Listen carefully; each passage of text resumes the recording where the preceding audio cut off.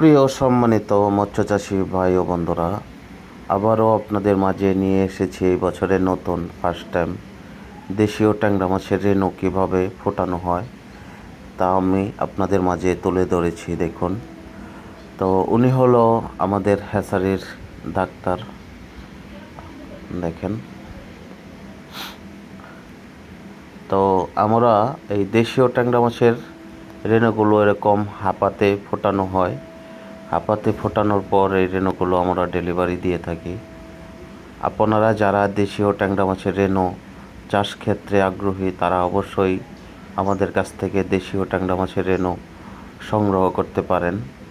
আমরা বাংলাদেশের বিভিন্ন জেলায় হোম ডেলিভারি দিয়ে থাকি, অথবা সরাসরি আমাদের হ্যাচারি থেকে এসে সংগ্রহ করতে পারবেন। দেশীয় ট্যাংরা মাছের রেণু চাষ খুব লাভজনক ব্যবসা এবং এগুলো মিস খুব কম হয়।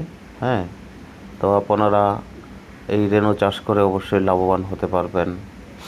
আর এই রেণুগুলো দেখেন, আমরা এই যে ইংলিশের মাধ্যমে দেখেন রেণুগুলো ফোটানো হয়। দেখেন, ডাক্তারে এগুলো ইংলিশন করা হচ্ছে মাছগুলোকে।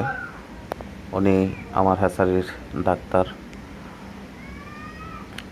এখানে যে কয়টা হাঁপা আমি করেছি সম্পূর্ণ অর্ডার হয়েছে, তাই করেছি। এটা আমার ঈদের পরে এইগুলো করা হয়েছে। লোক নেই, লোকজন সব ছুটিতে চলে গেছে, অল্প করে করেছি।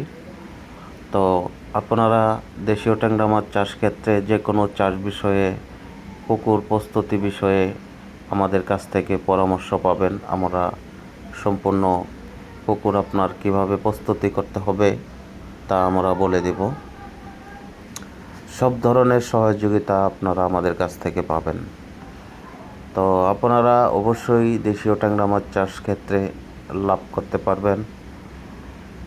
আর এগুলো আমরা হাঁপা হিসাবে বেচার কারণ হলো, অনেকে প্রশ্ন করেন যে হাঁপা বেচেন কীভাবে, কেজি বেচেন না কেন? এগুলো শুকায়া মাপা যায় না। শুকায়া করলে রেণুগুলো আমার এখানেই সাথে সাথে মারা যাবে, যার জন্য এগুলো শুকানো যায় না, এই হাঁপা বিক্রি করা হয়।